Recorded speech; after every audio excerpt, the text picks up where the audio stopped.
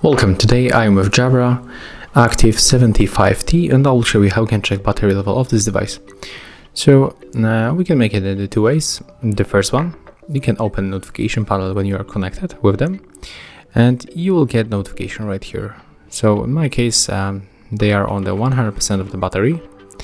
We can also check it by going to the Sound Plus application. And when you are connected, we will get the battery level of the earphones. As you can see, it's a little bit different.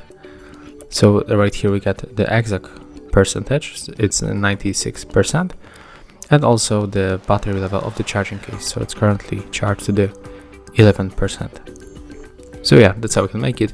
And also when you tap on the settings icon, you'll get the same data right here. If you find this video helpful, remember to leave a like, comment and subscribe.